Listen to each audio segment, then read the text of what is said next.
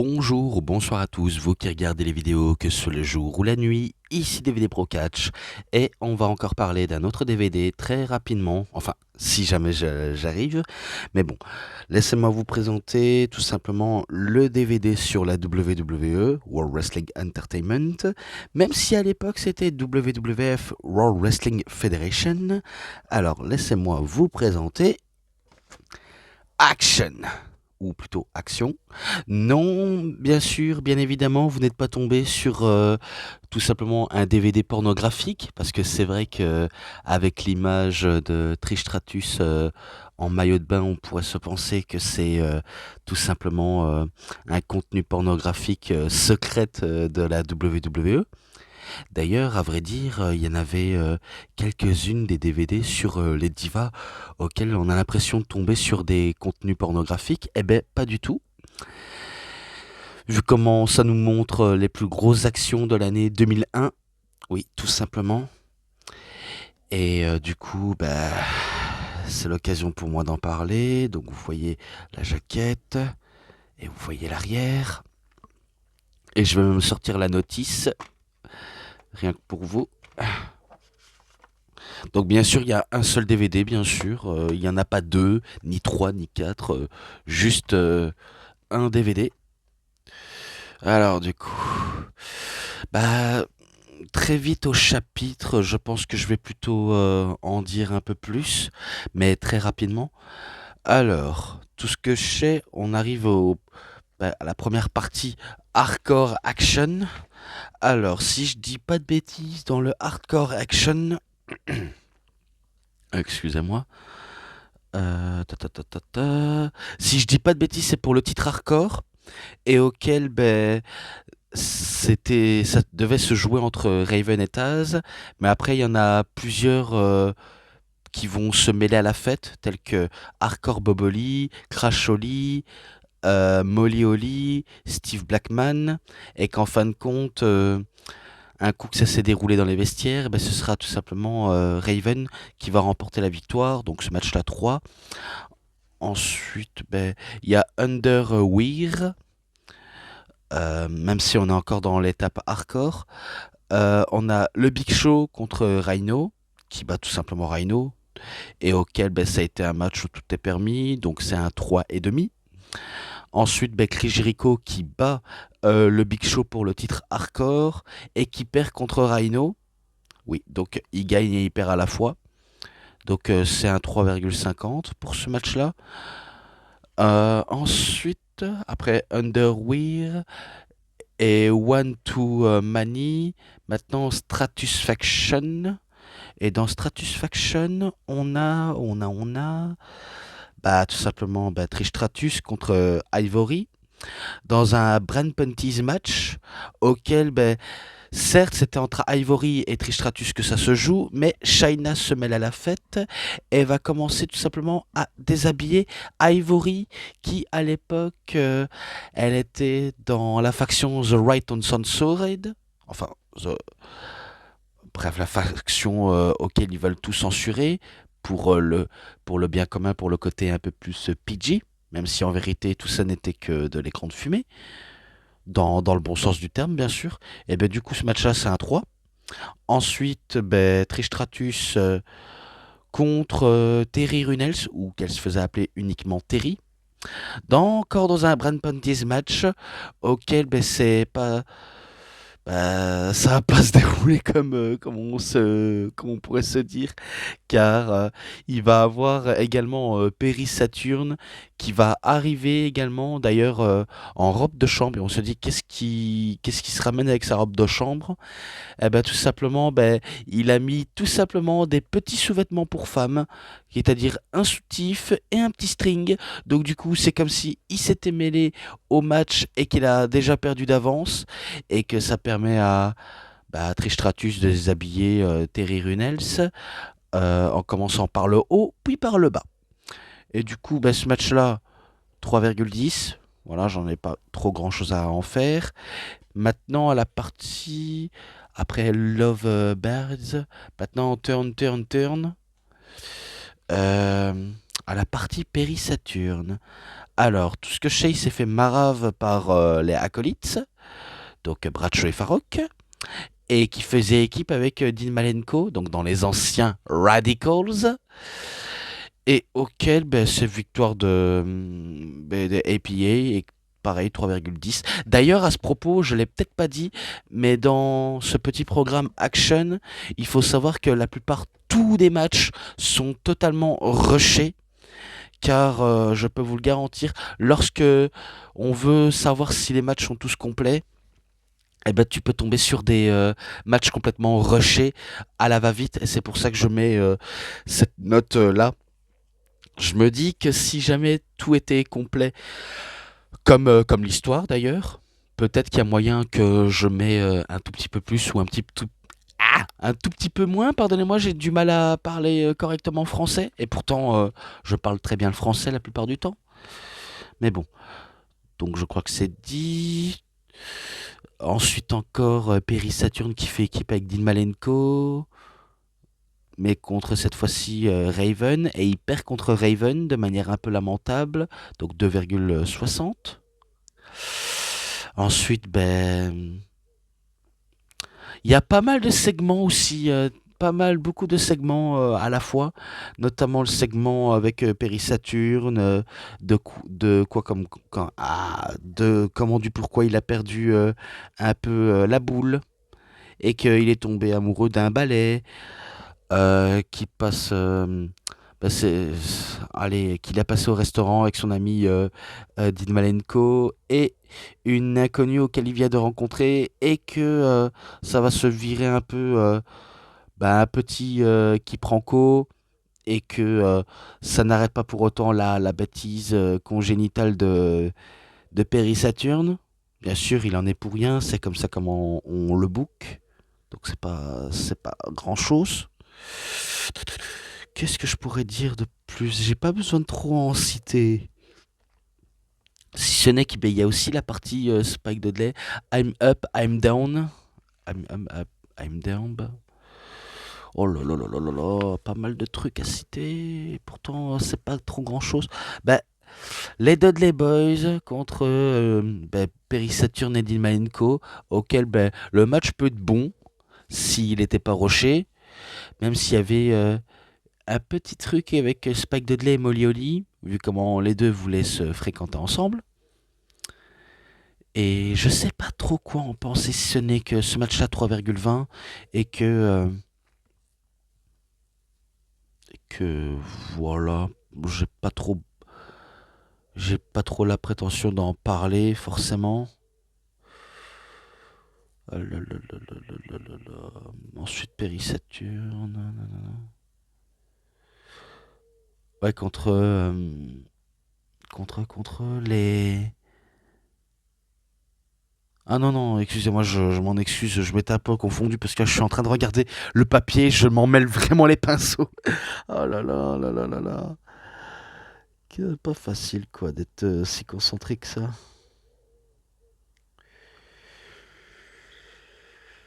Alors.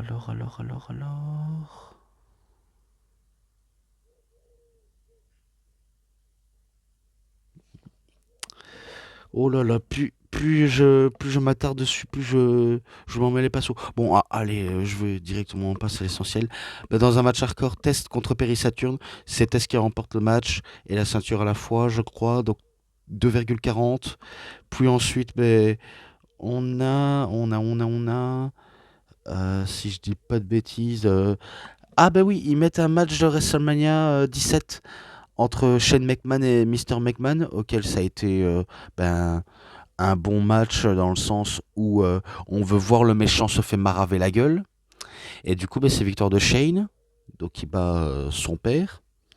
Et du coup, ce match-là, 3,40. Ensuite, Crash Holly contre Little Spike Dudley, auquel c'est Spike Dudley qui remporte le match, donc 2,40. Puis ensuite, les Dudley Boys, donc Bubba Ray, Devon et Spike Dudley, il me semble. Ou uniquement deux, il me semble.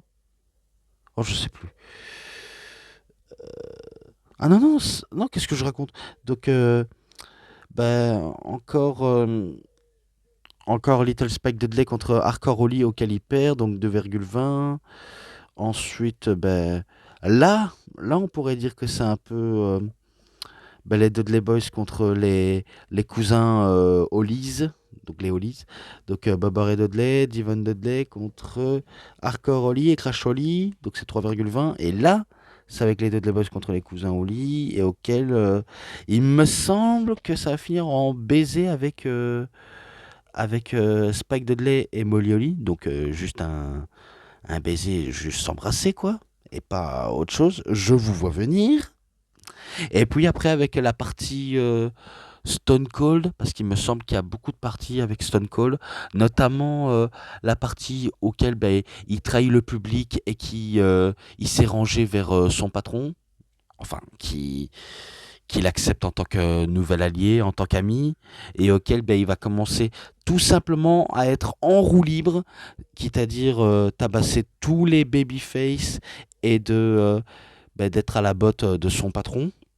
Donc il n'y a pas à dire, c'est là auquel Austin, on sait qu'il est en roue libre et on sait que ça va avoir des répercussions pour l'année précédente 2002 et j'en passe d'autres et auquel mine de rien il était quand même brillant en tant que heel. C'est vrai il était brillant même si un poil trop agressif et auquel il y en a qui apprécient, il y en a qui n'apprécient pas. Ça dépend les termes et ça dépend de qui préfère. D'ailleurs, il y a pas mal de segments, hein, notamment avec Vince McMahon, notamment avec la fois avec Trish Stratus, auquel il le traite comme sa maîtresse et tout. Et aussi la partie la plus humiliante, auquel il demande qu'elle se met à quatre pattes et qu'elle aboie comme un chien. Ça, c'est le genre de truc auquel on se dit, putain, on est... par exemple, quelqu'un qui découvre aujourd'hui en 2026 l'époque de l'Attitude Era alors qu'il n'a pas vécu cette époque-là et qui tombe sur ça et qui se dit oh là là là, là ça va un peu trop loin. Voilà comment on traite l'image de la femme dans le catch, c'est-à-dire traiter comme des objets sexuels en les foutant à poil, en les faisant marcher à quatre pattes comme des véritables chiennes et en le faisant subir les vices de ces malabars sous cocaïnés, sous stéroïdes, sous ce que vous voulez, écrit bien sûr par un gars qui est qui est sous hormones de croissance et sous stéroïdes. Je parle bien sûr de Vince, parce que oui, on va pas se mentir, quand il était booker et quand il se mettait un peu en valeur à la télé et quand il faisait un peu le heel absolu, parce qu'il faut dire, Vince McMahon, c'est un énorme heel auquel, lui, quand tu le vois, t'as vraiment envie de l'insulter, d'insulter toute sa famille, même sur plusieurs générations de son arbre généalogique. T'as envie de l'incendier, t'as vraiment envie de le trucider, quoi. Tellement que le gars était détestable et que, euh, et que mine de rien, c'était un bon coup à jouer. Donc il y avait ça, il y avait également la partie auquel certes, il demande violemment le divorce à sa femme Linda McMahon. Puis après, il veut renouer les liens avec sa bien-aimée, mais que sa bien-aimée lui dit en retour pour se venger, je demande le divorce à mon tour, et que bien sûr McMahon le supplie de ne pas le faire. Puis il y a la femme de Steve Austin, Deborah, qui arrive et qui n'est pas d'accord avec toutes les sales méthodes, les sales besognes que Vince faisait, notamment avec toutes les compagnes et également envers sa fille, parce que je pense qu'à cette époque, et peut-être que c'est peut-être moi qui ai l'esprit mal placé, mais il me semble que il faisait déjà des trucs pas très catholiques, et je pense même avant. Parce que faut dire, McMahon, on a un petit doute, hein, parce que est-ce qu'il a fait des trucs vraiment controversé avec n'importe qui? Moi, je me pose mille et une questions. plus j'en parle, plus je me dis peut-être que j'ai l'esprit mal placé. Enfin, c'est peut-être possible, hein, mais vous avez compris ce que je voulais en venir, hein, tellement que il s'est passé tellement de trucs et auxquels on se dit, il y a des trucs qui pourraient peut-être revivre dans notre époque actuelle. Bah, je pense qu'on serait très mal vu, très mal compris, et surtout, bah, certains seraient fait cancel et virer, parce que ce genre de scène, enfin, toutes les différentes scènes pourraient pas très bien passer en 2026, parce que je peux vous assurer, des gars de l'époque qui l'ont vraiment vécu auraient dit à l'époque il y avait suspension d'incrédulité et auquel ben, on s'en foutait un peu de tout et que ce soit la période 90 ou 2000, enfin 90 et 2000, ben, ça passait crème, même si il y avait des trucs assez limites auxquels ça mérite pas d'être à la télé, mais qu'en 2026, en regardant ça, on se dit non, non, non, ça c'est sûr, ça pourrait pas passer. La fédération aurait été très très mal vue, aurait été bah, de véritables ordures, hein, tout simplement.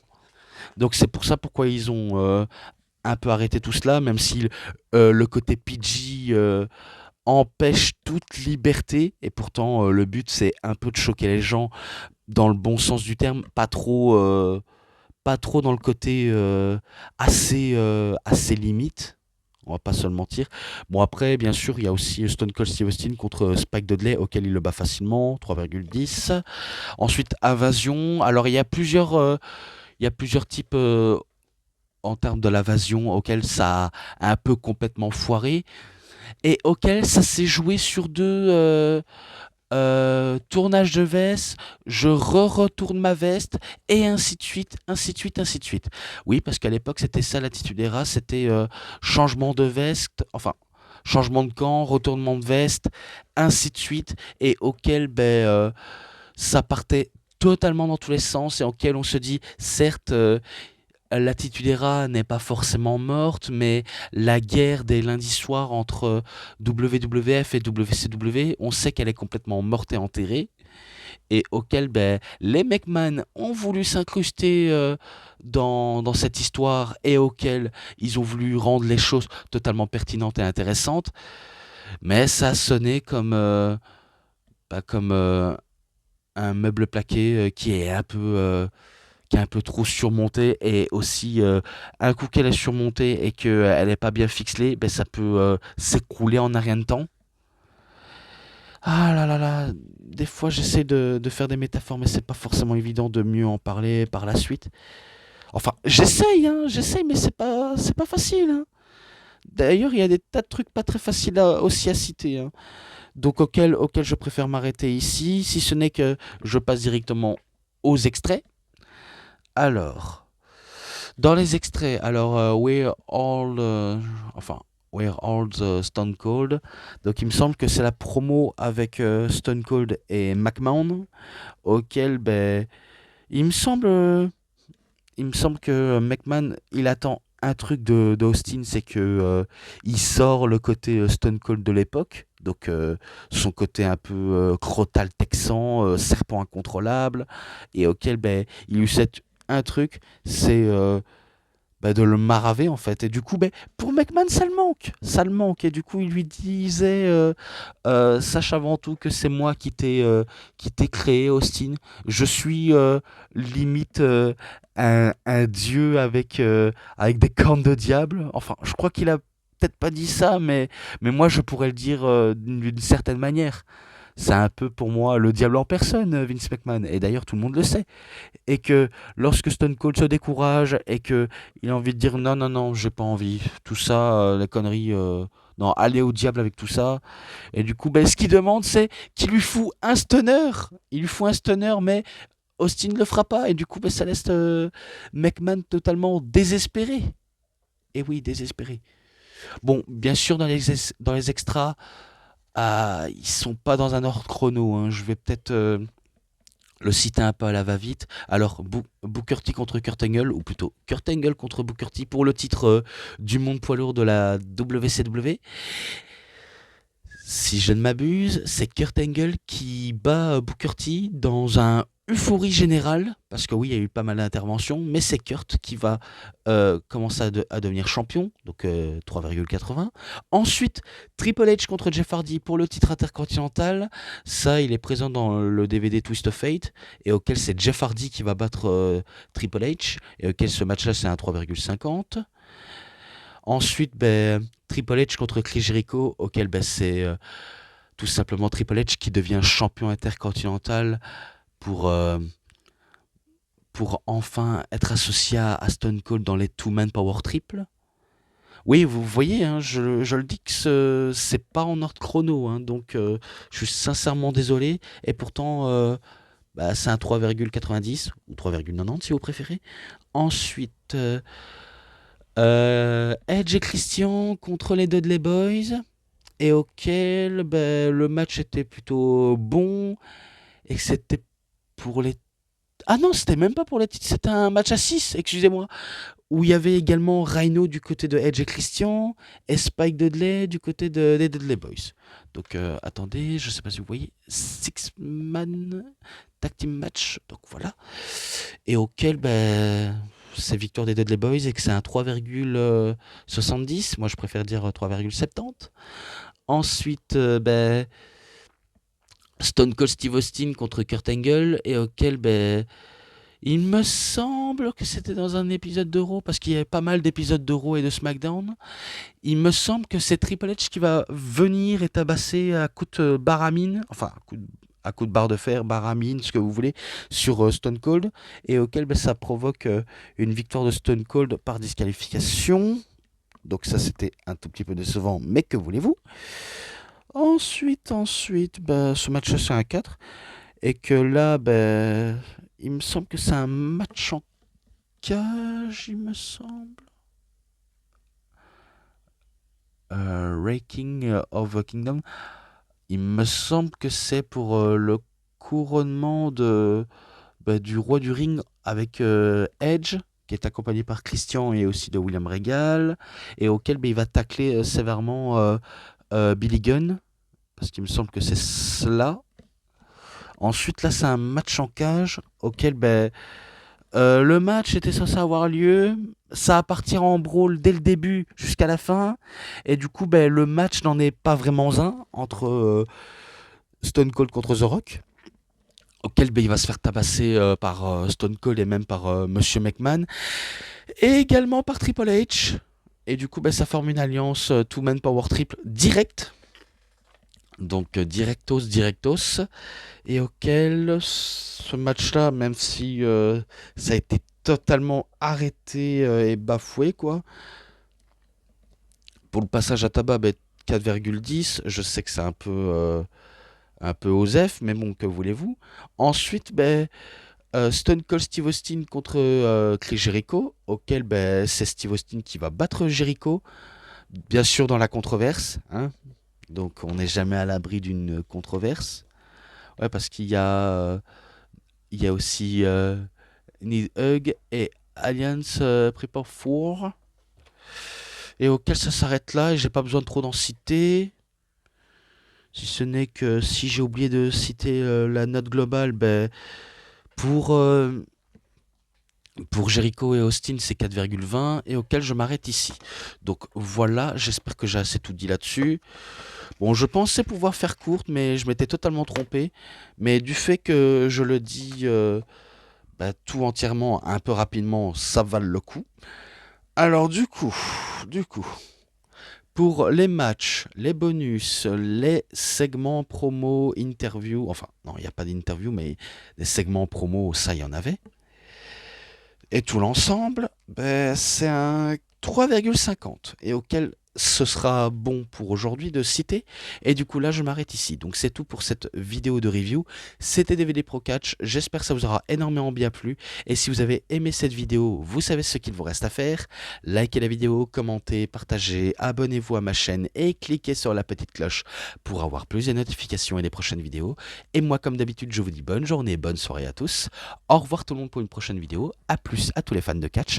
Allez, bye bye tout le monde.